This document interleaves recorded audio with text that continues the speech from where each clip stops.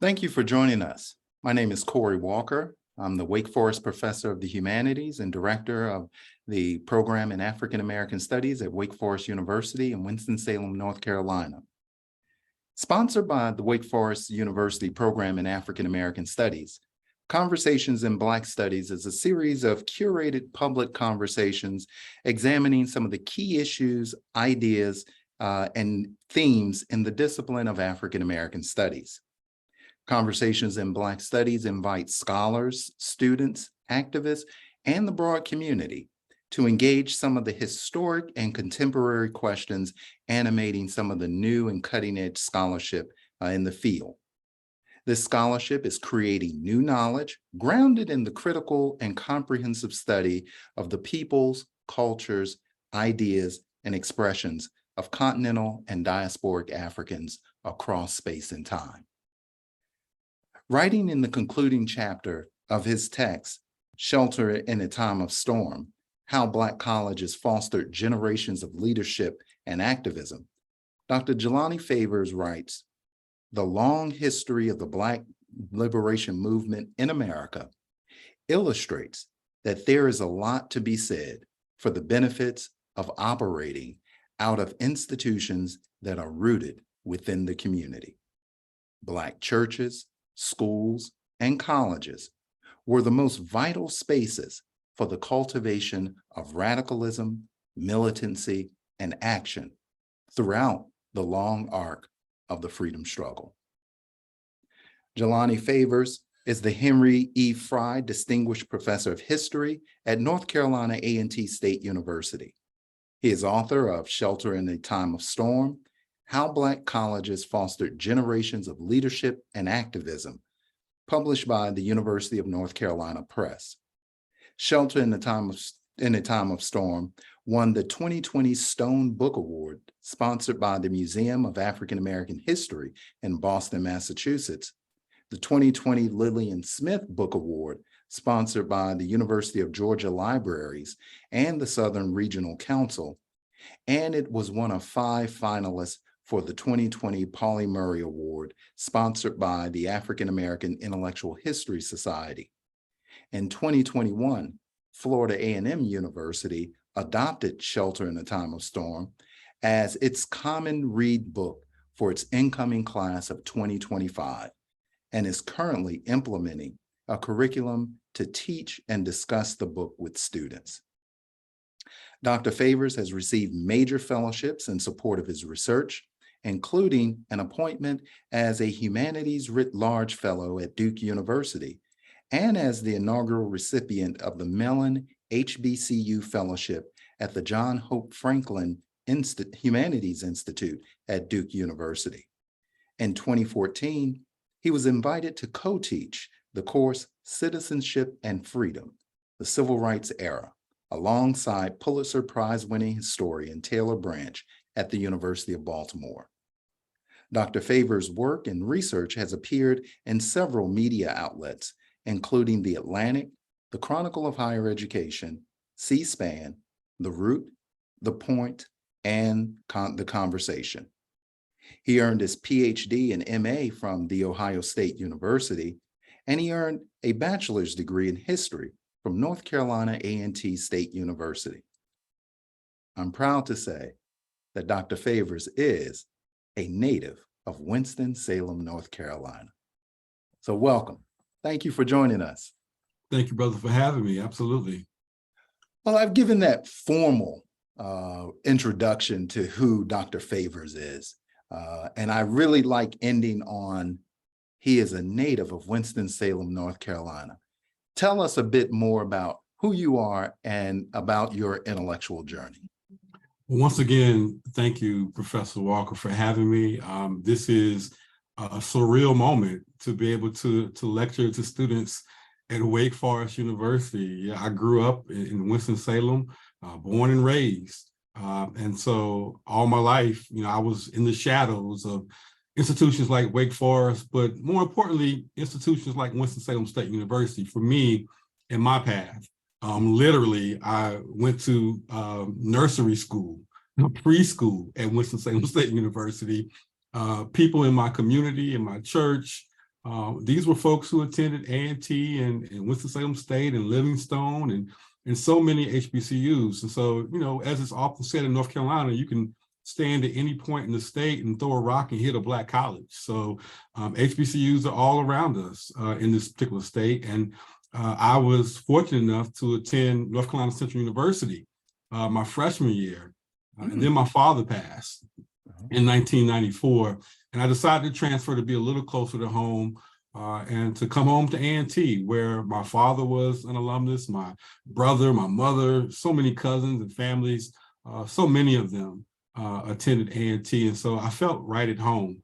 But more importantly, particularly after that tragic moment in my life, I had professors, a community that embraced me, that believed in me when I didn't believe in myself, and absolutely welcomed me in.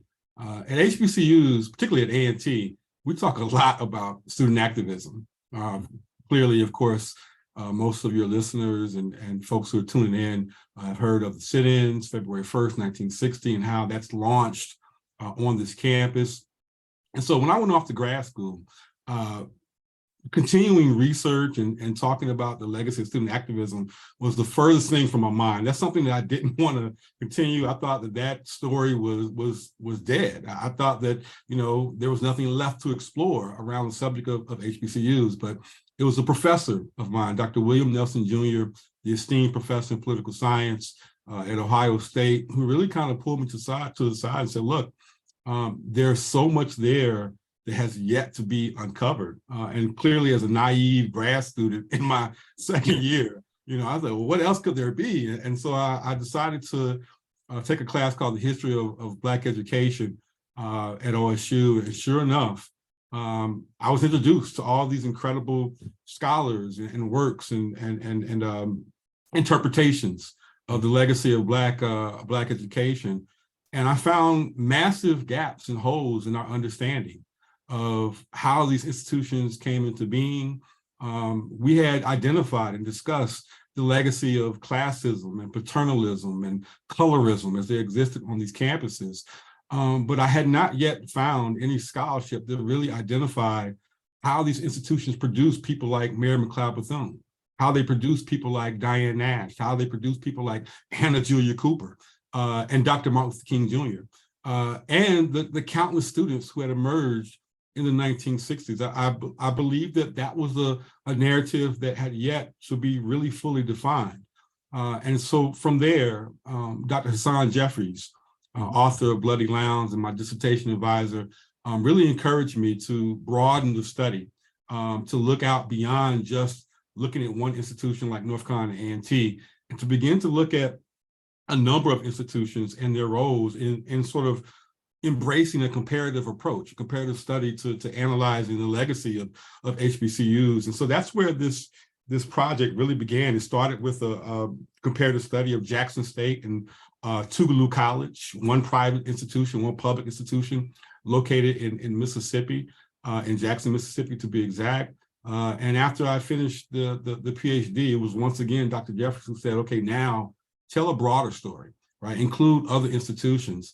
There are 101 HBCUs at this very date.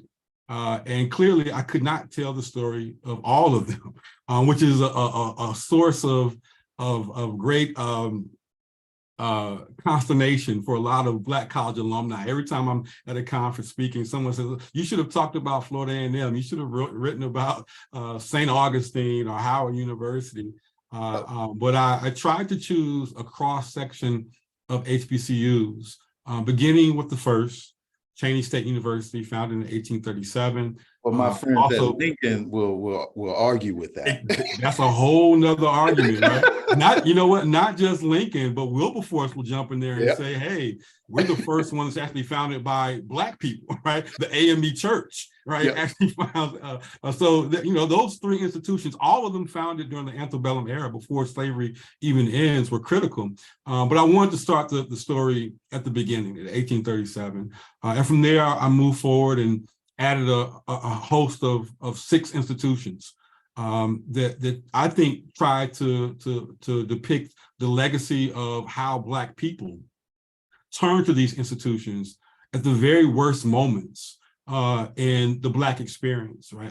Truly, they were shelters in a time of storm. Racial hostilities, white supremacy became deeply entrenched, Jim Crow became crystallized in American life, and white terrorism became normalized. And so where do we go to turn? Where do we turn to educate Black youth in this country? And out of this, HBCUs become one of the foremost and most important pillars of the Black experience. They are extremely unique institutions in the sense of what they provide. They are not simply institutions that embrace a first curriculum, right? That taught math and science and literature and rhetoric. These were institutions that would harbor space to lift up the freedom dreams of Black people, to encourage Black youth to use their talents and their skills in the liberation of Black people. And they were some of the most important spaces within the history of Black people in terms of accomplishing that. Black churches were being firebombed. Black ministers were being dragged out of their homes and assassinated. Black businesses were being marginalized, but yet HBCUs, Black colleges, truly operated, as I define in my book, as sort of a non-collapsible space. The white community often thought that these were spaces that were benign. These were spaces that were actually creating a docile generation of Black youth who would abide by the laws of Jim Crow and white supremacy. And nothing could be further from the truth. And so that really kind of became the theoretical linchpin of the book, is trying to identify how that process came into being of creating people like Stokely Carmichael and John Lewis and the countless freedom fighters who emerged from these institutions. And so, as I said before, I added 6 other institutions that I think told an adequate story of how these institutions served the Black community for several generations. And that's the intellectual beginnings, if you will, of Shelter in a Time of Storm. And I'm grateful that the book was received well by the intellectual community. And I'm more importantly grateful that I believe it has reset the narrative on the legacy of Black colleges in America. And in resetting that narrative, you develop a unique method. It's not only comparative, you also provide us with an overarching view of Black colleges through these interesting, through these unique and particular studies of select universities in a particular time period. Right. So that beginning with Cheney, that begins us in the antebellum period, but there are particular forces shaping that in that institutional experience, as well as the formation of students in that particular institution. Right. Talk to us a bit about those changing forces that then form students in these historically Black college spaces in the 19th century, and how they sort of serve as a precursor of how students are being formed for the 20th century. Well, I mean, one of the things that we have to remember when you look at the launching of HBCUs in the antebellum era, the idea and notion of even educating Black people was not just, it wasn't radical, it was unthinkable, right? There were people, Thomas Jefferson, wrote in his notes on the state of Virginia that, Black people are just intellectually different, that they don't have the capacity, the mental capacity to be educable, right? And this was embraced, right, throughout the white academy, right? The white academy was really predicated upon the ideas of white supremacy. They were the founders of the ideas of white supremacy. And so, Black colleges, when they emerged in 1837, this is the environment that they are emerging into. And that they are in it, just by definition of that alone, they are radical spaces. They become laboratories of dissent, where literally Black youth can be taught to embrace a counter narrative to white supremacy. They are not pickaninnies. They are not Sambos. They are not uneducable, right? That they are absolutely the future of Black America, and that they have a critical role to play in the freedom dreams of Black people. And so moving from the Institute of Colored Youth, founded in 1837, into the antebellum era, you shift to somewhere like Mississippi, right? Like Tougaloo College, which they're encountering an entire differently set of problems, in the sense that slavery comes to an end and it's open warfare against Black people throughout the Deep South. And the idea of mounting a radical frontal assault against white supremacy, once again, is unthinkable. And so the legacy of Black college is serving as a space where, and in fact, in my book, I refer to it as sort of an interstitial space, right? A space within a space where Black teachers can come and close their door, and Black youth can begin to breathe freely, to simply be themselves.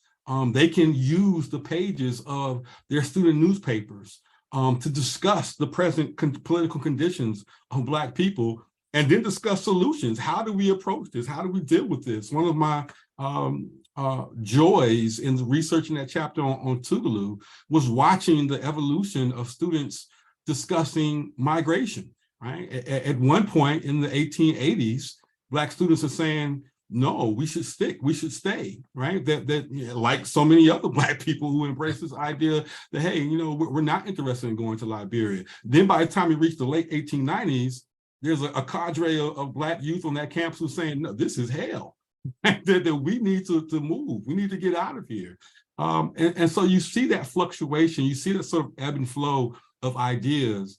And again, it's only HBCUs, or I shouldn't say only, but HBCUs are providing one of the most unique and critical spaces where that development can take place, right? So Black youth are able to debate these ideas, to argue about what the future of the race is going to be, but also, again, simply to be unapologetically Black. That in itself, again, is a radical concept. And moving forward, again, into the chapter on Bennett, you see it again during the New Negro era. Black colleges are reflecting the political transformations that are taking place in the larger political nature of Black America itself, right? And so you see Black students, Black women in particular in that chapter on Bennett, who are embracing the New Negro era and all the radicalism that comes along with that era. And you see people like administrators like David Dallas Jones, who's carving out space for Black women to evolve, and more importantly, to find their voices on these critical issues. I tell that story in the beginning of that chapter on Bennett of a young student by the name of Hattie Bailey, who literally, when I picked up the phone and found her, she was the first person that I interviewed. She makes the first appearance of an oral history in the book. I was able to call this former student at Bennett. She was in her 90s at the time, and the first thing she told me when I asked her about Bennett, she said that I learned how to speak at Bennett College. That's what she told me. Now, again, what is she saying, right? She's not saying that she came to Bennett as a mute and could not talk. She's saying that Bennett helped her find her voice on these critical issues relating to the struggle of Black people and how Black folks could exist and be free in this country. That's the legacy of Black colleges, countless generations of young Black people finding their voice, finding their dignity even within the space of HBCUs. And then towards the middle of that book is where I really chose to bear down and focus on 3 examples of institutions located in the deepest portions of the South: Alabama State, Jackson State, and Southern University. Because what was the common narrative? The common narrative, embraced by a number of different scholars, was that these were state-controlled institutions in the belly of the beast, run by sycophants and Black administrators who yielded to the call of white supremacist legislators. Even my good friend and mentor, Taylor Branch, said, you know, you made me rethink someone like Harper Council Trenholm at Alabama State University and the role that he played. And I think that's what any good historian should do. In fact, my mentor and advisor, Hassan Jeffrey, said that the role of the historian is to challenge your reader to rethink what they thought they already knew, right? Again, we knew so much about people like Felton Clark at Southern University, the notorious college president at Southern University who expelled tons of students during the sit-ins. But I recall the words of someone like Mac Jones, the very renowned Black political scientist who was a student at Southern University during that time. When I first sent him my draft of the Southern University chapter, it was Mac Jones who told me, he said, you know, you need to be careful with how you handle and how you deal with Felton Clark, because we consider him a race man. We consider him someone who carved out space for our development in terms of political consciousness and radicalism until the state told him that, you know, he had to crack down. And so just to hear someone like Mac Jones suggest that there are levels of complexity in how we should understand the legacy of HBCUs, particularly as the sit-ins and the Black Power movement comes along, that in itself let me know that I was really on the right path in terms of trying to highlight those complexities and the nature of HBCUs themselves. And then, of course, I end the book with my alma mater, North Carolina A&T State University. And the reason why I do that, I caught a lot of flack about that. But one of the reasons why I do that is that another mentor who wrote an absolute classic study, Bill Chafe, former professor at Duke University, in his classic study, Civilities and Civil Rights, I think very aptly defines the fact and captures the fact that it was Greensboro, North Carolina, that served as really one of the major headquarters for the Black Power movement in the South.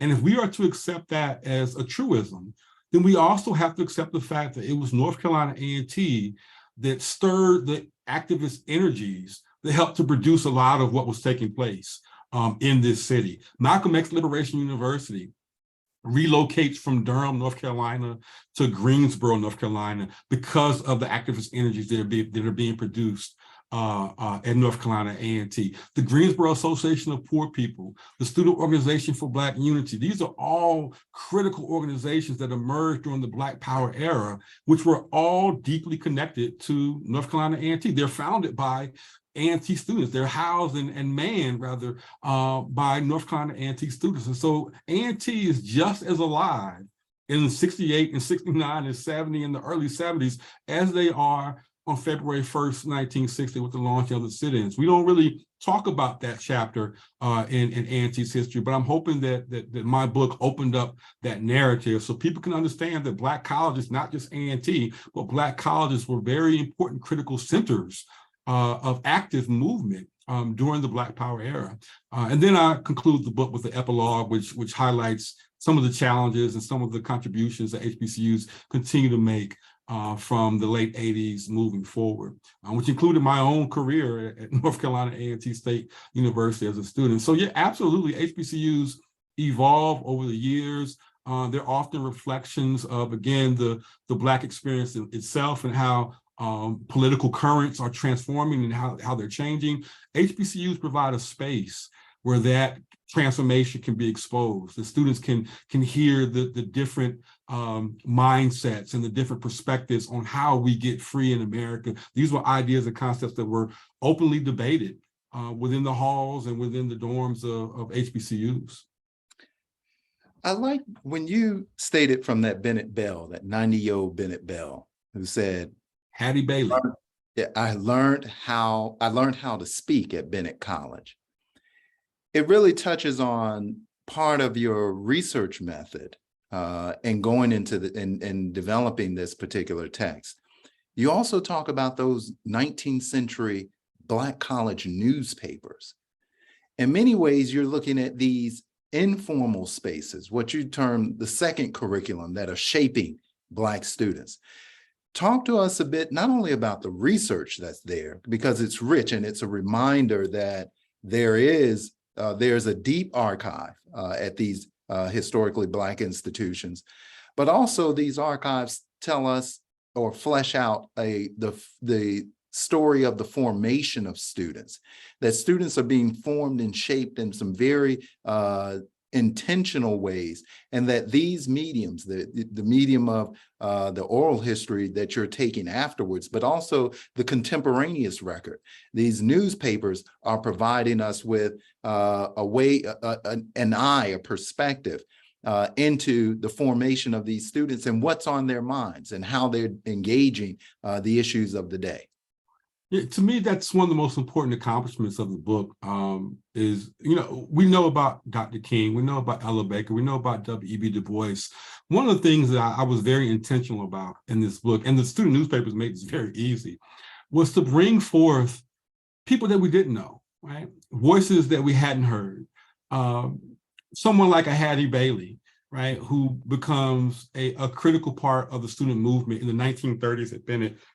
How does she find her voice, right? What is the space that is engulfing her that allows her to find her voice on these critical issues? And from the very beginning, Tougaloo College is the second chapter in the book. And when I was thankful, right, and really fortunate to find fairly intact runs of the Tougaloo newspaper in the late 19th century, which allowed me to piece that together. Because what do these student newspapers tell us? You've kind of already identified some of that, but they show us not only the environment of the students, right, in terms of who's coming to campus, right, which there's a vast lecture circuit that is very much active at these institutions, right? A virtual who's who of Black America is coming through these institutions. Even at the very beginning, 1837, Frederick Douglass comes to speak at the Institute for Colored Youth, right? And so that kind of sets the tone for what these institutions are going to be. But moreover,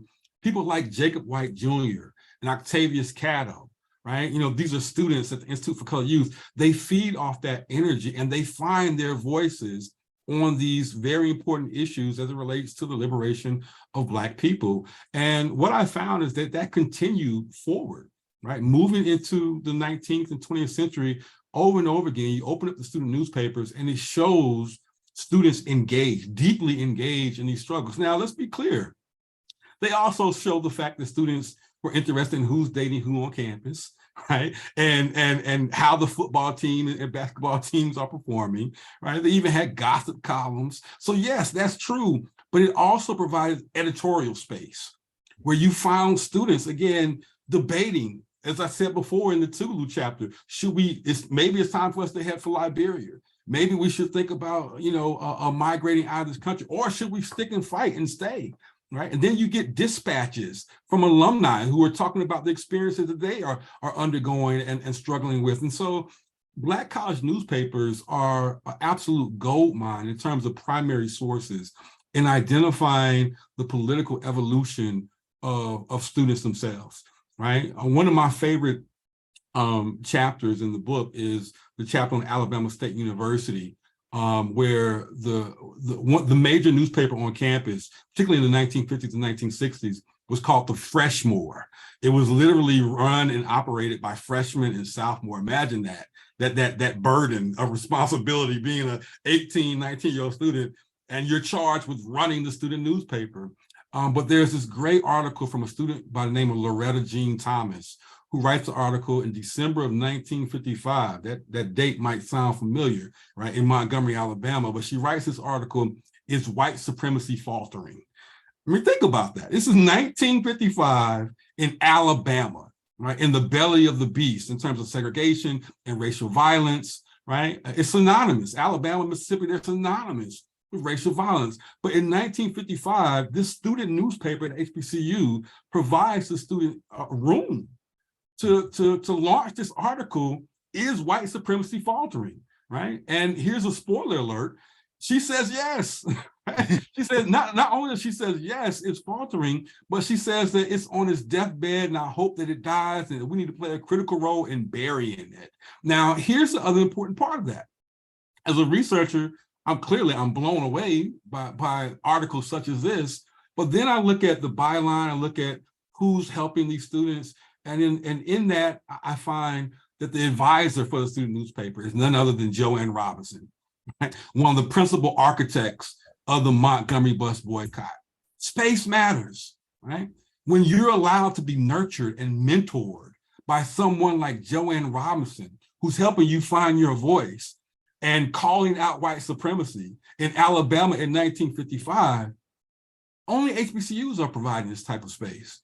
Right. And so Black colleges become critical, and these student newspapers clearly illustrate, as I said before, the political evolution of students, how they're thinking, and more importantly, how they're finding their voices on the most important issues of the day as it relates to the freedom struggle of Black people.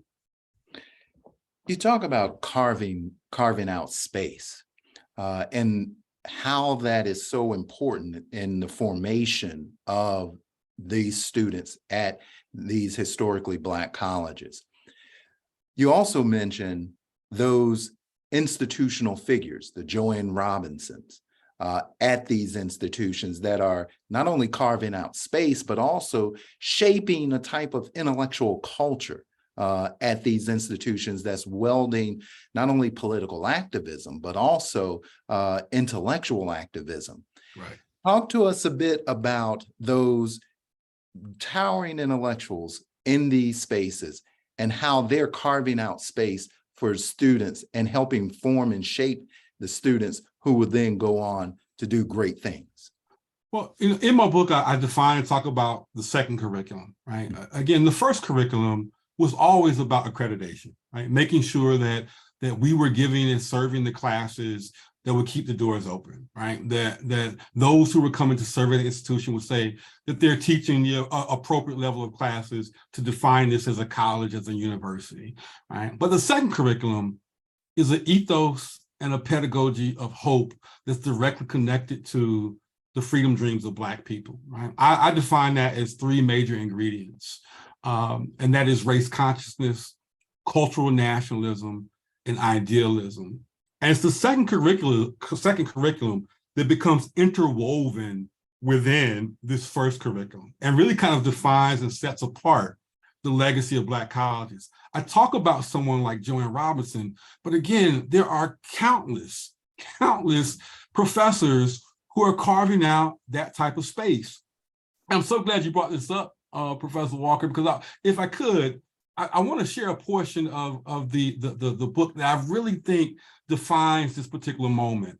This is taken from the Alabama State University chapter, and it talks about the arrival of Solomon Say Sr.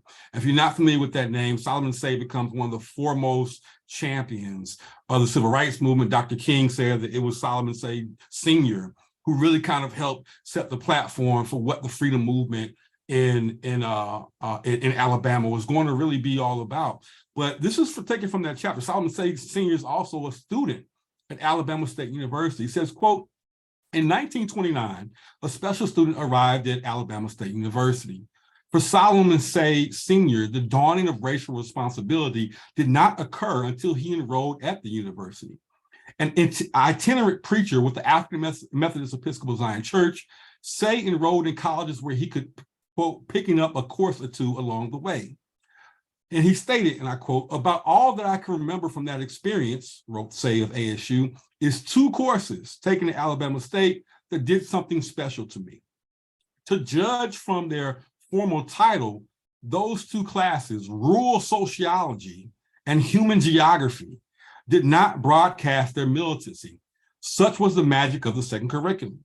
Say's professors had the opportunity to close their doors, begin their instruction, and relate the coursework to the oppressive social, political, and economic conditions Blacks suffered. In doing so, they hoped that the outcome would be conscientious citizens at least, even freedom fighters at best. They hit the jackpot with Say. He stated in his memoirs, quote, both courses helped to awaken me far more than either of those teachers could imagine, end quote, he recalled.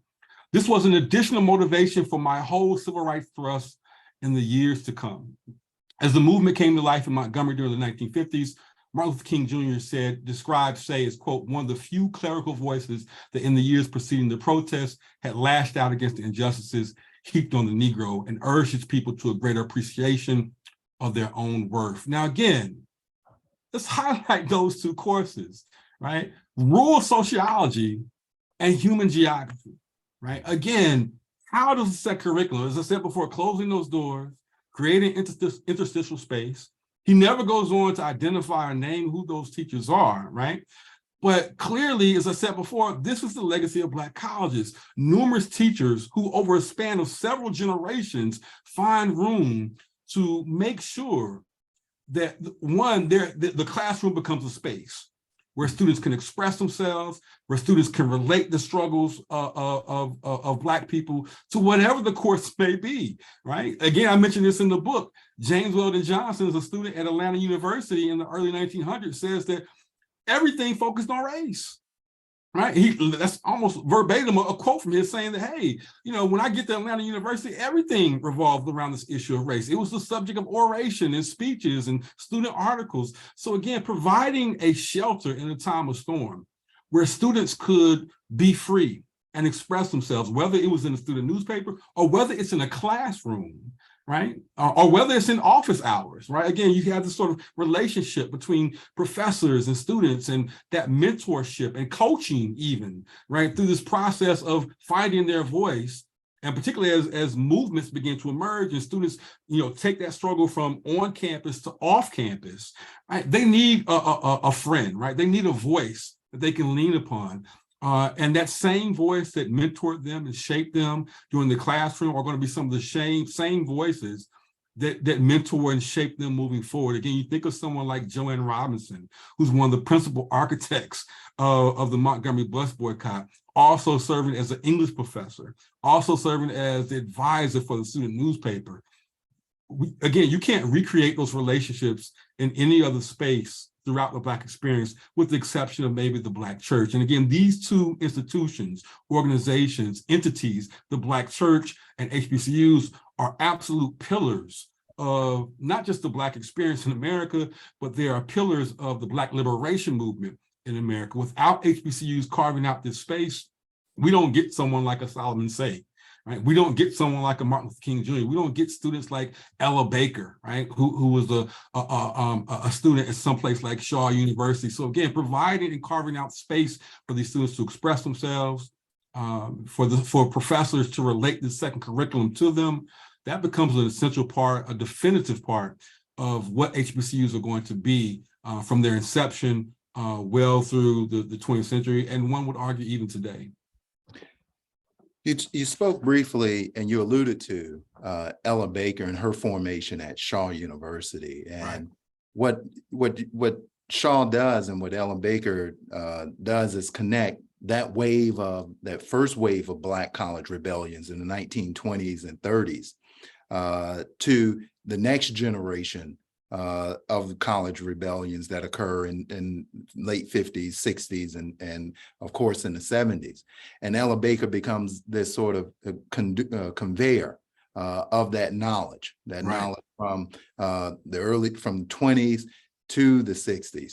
But you end the book with a chapter on A&T, and it is the A&T of the February 1st movement. That was the headline on in the African World, the Sobu newspaper, when right. They changed their name to the February 1st movement after all the Cuban, after every revolutionary movement in the 60s and 70s, the anti-colonial right. movements named themselves after dates. Talk to us about that A&T. The A&T, I believe you go from 66 to 74. Right. That's an A&T that, of course, we get the National Guard, we get the rebellion, but there's something else going on at that A&T. It's not the A&T of Samuel DeWitt Proctor. Right. It's absolutely not that, and I'm glad you bring up Ella Baker, because I think she's a great example of this. Ella Baker, of course, goes on to become the godmother of SNCC, essential in a work of several civil rights organizations, moving from the New Negro era into the modern civil rights movement. But there's a really great note that I catch between Ella Baker and David Dallas Jones, who was the former president at Bennett College prior to Willa Player becoming president in the early 60s. But David Dallas Jones tried to recruit Ella Baker to teach at Bennett, right? I mean, how incredible would that have been for Ella Baker to actually be a professor at Bennett? But it reflects who David Dallas Jones is, right, in terms of a race man. But it also reflects how these institutions served as a critical space for not just on the lecture circuit, for bringing someone like Ella Baker to speak to the students at Bennett, but also sometimes recruiting these faculty, these activists and these leaders to serve in faculty roles, right? Yeah. Black college presidents were very unique in that regard. They understood the importance of that, and they often placed in front of students some of the most powerful educators that linked, again, their talents to the freedom dreams of Black people. But I say all that to say that when you fast forward to the Black Power era, right, this is what we begin to lose, right? In my book, I refer to it as sort of the seduction of the Black scholar. And for generations, Black colleges provided one of the few spaces, one of the only spaces where a Black man or a Black woman with a PhD or a master's could actually go and teach in terms of higher education. And by the time you reach the late 60s, early 70s, you begin to see some of that beginning to wane. I tell the story of Darwin Turner, who was a professor here at North Carolina A&T, I believe in the English department. And he was so renowned for his scholarship that the University of Wisconsin began to fly this brother round trip to come teach classes. African-American studies becomes a blossoming field, and he's literally being flown from Greensboro to Wisconsin to begin to teach these courses, the same courses he'd been teaching at A&T, so now to begin to teach those at Wisconsin. And then ultimately he's plucked away, right? The University of Michigan it hires him. And it's the beginning of a wave of the most talented Black professors finding their way out of HBCUs. John Ditmer, the classic civil rights historian who wrote brilliantly on the legacy of Mississippi, wrote in his classic study that he was a former professor at Tougaloo College. And he says that, hey, by the time we reached the late 60s and early 70s, it was really difficult for us to actually recruit Black professors to come teach at a place like Tougaloo.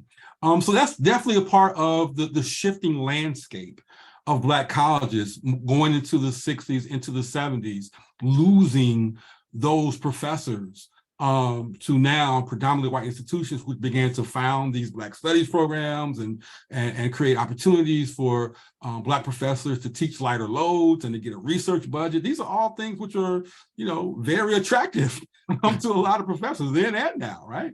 But that's a part of that shifting legacy in the late 60s. But let's be very clear, HBCUs are still very much epicenters of the Black Power movement. One of my great friends, Dr. Derek White, wrote a brilliant book on the Institute of the Black World, which was literally founded on the campus of the AUC, Spelman and Morehouse and Clark Atlanta, and Morris Brown for that matter as well. So here at A&T, as you mentioned, SOBU is going to be formed literally on this campus.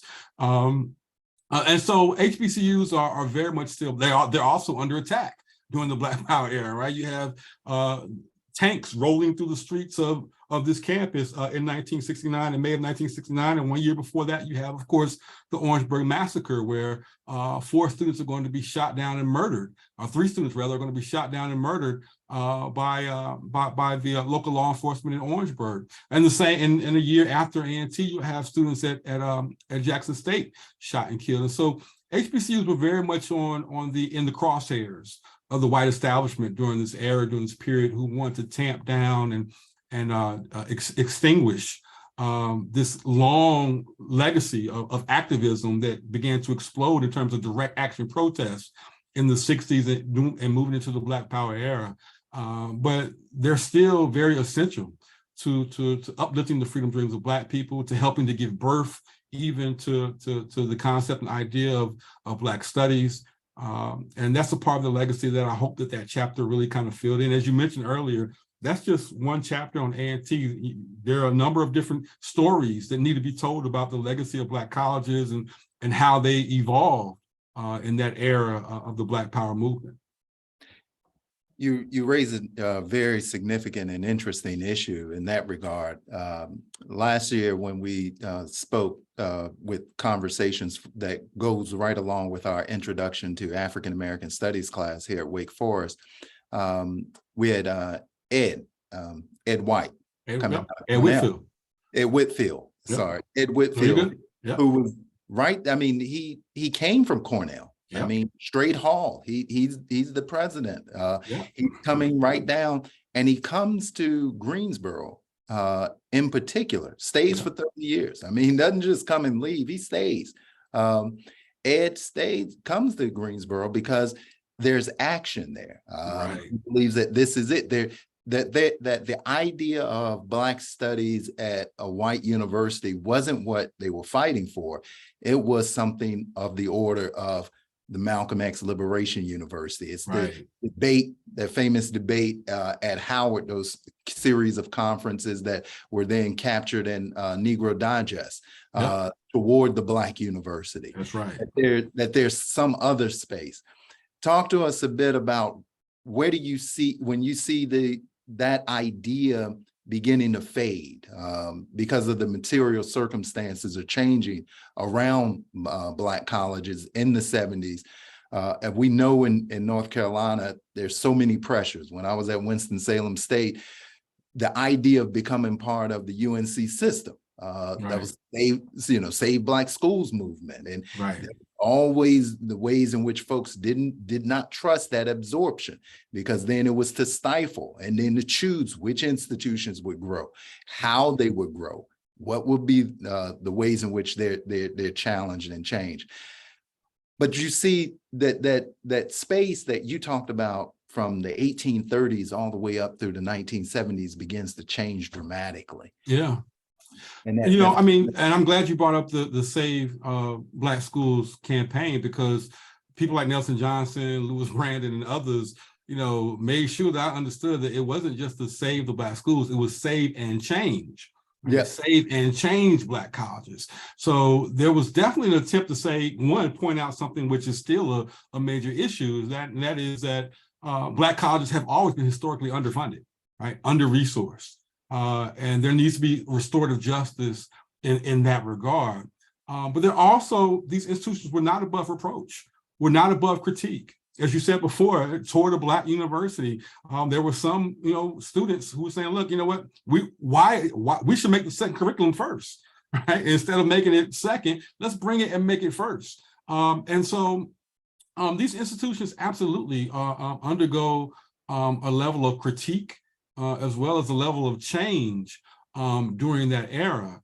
But I think what's clear is that they're still carving out spaces for Black activists, for Black educators. I think of someone like Margaret Walker, who taught at Jackson State University for a number of years, who herself could be considered a founder of the idea and concept of Black studies. She's there at the Institute of Black World, helping the Institute of Black World get off the ground. And again, she teaches at Jackson State for a number of different years, educating generations of Black youth around these concepts and ideas. It just becomes increasingly harder to hold on to someone like Margaret Walker, right? So, and that's part of that phenomenon, is that, again, with the 70s and into the 80s, increasingly, some of the most talented Black faculty are being seduced away from these institutions. I think it's notable to highlight the fact that we fast forward the clock today, and you see someone like Nicole Hannah-Jones, you see someone like Ta-Nehisi Coates,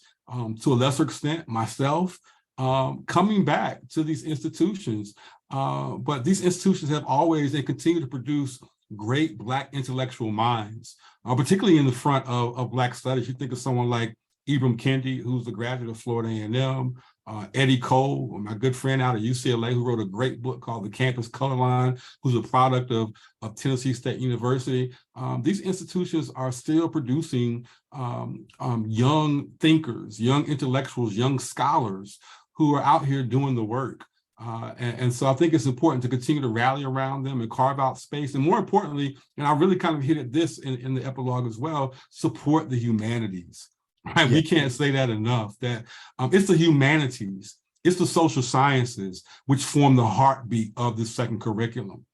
And what we see at the same time the Black Power movement is unfolding is that we also begin to see a steep decline in support of the humanities across higher education, but it's going to be even more so at Black colleges. In fact, in the last year or two, so you can push it back to 5 years, we've seen a round of different philanthropic support coming out for HBCUs, but so much of it targets STEM, right? So much of it goes to engineering and technology and computer science, and that's great. That's a good thing.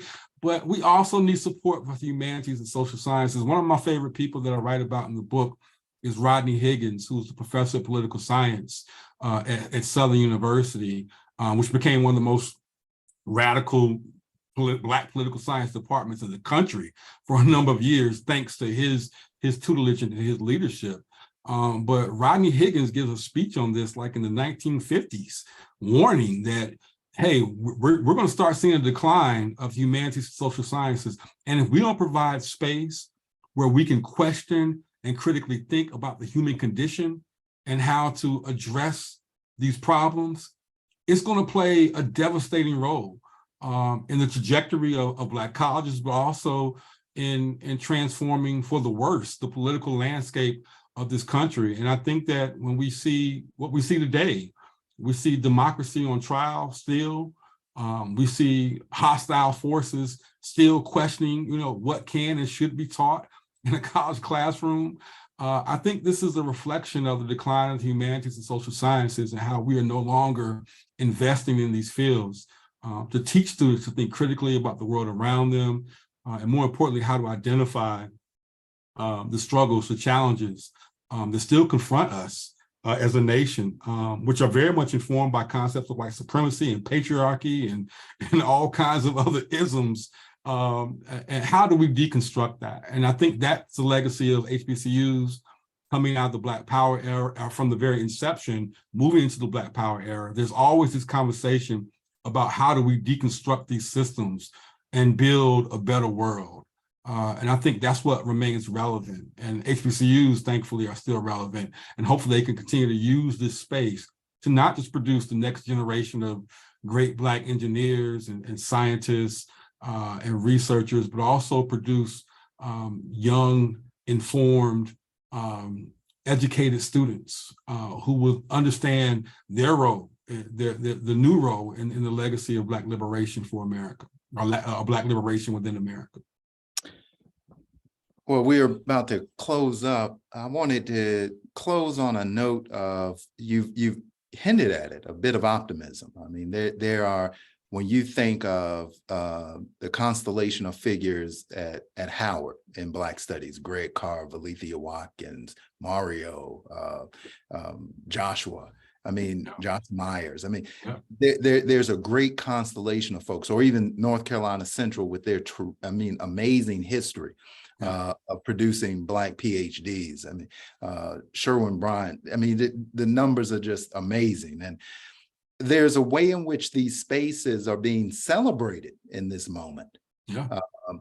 But it's absent the deep recognition of the intellectual culture and the intellectual formation. The culture is one thing, and the culture is always unique. Black culture, if anything, it's unique. That's the nature of it. But there's a way in which we need to elevate the conversation around historically Black colleges, which your book does. Talk to us a bit about what you hope to see in the future for historically Black colleges, particularly the ways in which scholars engage these deep, rich institutions. Well, one, I hope that the book challenges scholars to understand the complexities around them. As I said before, we've told the story of classism and colorism and paternalism, and all those stories are true, right? In terms of how they too were rooted within the experiences of students that attended these institutions. But we also must understand how these institutions served as shelters in the time of storm, how they played a critical role against laboratories for dissent, and how they very much formed a linked sense of fate between the masses and what Du Bois would define as the talented 10th, right? And so you have generations of young people who emerged out of these institutions who understood racial responsibility, who understood the importance of service. As Ella Baker talked about, she learned the concept of service as a student at Shaw University. We have to find a way to recapture, to reinvigorate, and to continue to celebrate that aspect of it as well. Again, we talk about, as you've identified, we talk about the cultural pageantry of Black colleges. We talk about the high-stepping bands. We talk about the robust Black Greek life on these campuses. But it's also important that we understand the most important contribution the HBCUs have made is literally producing social movements that have attempted to reshape the social, political, economic contours of America. That's the legacy that I'm most invested in. That's a legacy that I want to see continue to be celebrated. And I'm hoping that moving forward, HBCUs will do that. In my capacity as interim director for our Center of Excellence for Social Justice, one of the things that we're going to be trying to get off the ground is developing a conference dealing with the humanities, the legacy of humanities at HBCUs, which some people say, oh, A&T, embracing the humanities. Absolutely, right? If we're going to move forward and try to strive to reach Research 1 level in terms of an institution, the social sciences and humanities have to be a part of that conversation. They have to be celebrated. They have to be invested in. And in doing that, we can carve out more space to bring in people like Nicole Hannah-Jones, to bring in people like Ta-Nehisi Coates, to bring in all these scholars, to bring them back into this fold. Again, HBCUs for generations produced some of the most important and sharpest Black intellectuals in the 19th and 20th century, and in the 21st century, we still are doing that.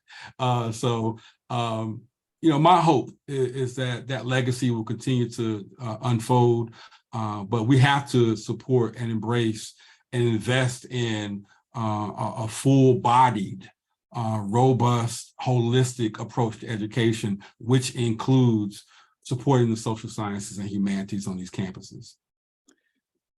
Well, that's a robust hope for not only HBCUs, but a robust hope for us all. Dr. Jelani Favors, Shelter in a Time of Storm, How Black Colleges Fostered Generations of Leadership and Activism. As you can see, my students are really enjoying this text. And it really informs and shapes our conversations in Black studies. And I want to thank you for joining us this evening. Thank you so much, brother. I really appreciate it. And go Deeks. All right. Thanks so much. Care. Have a good evening. All right.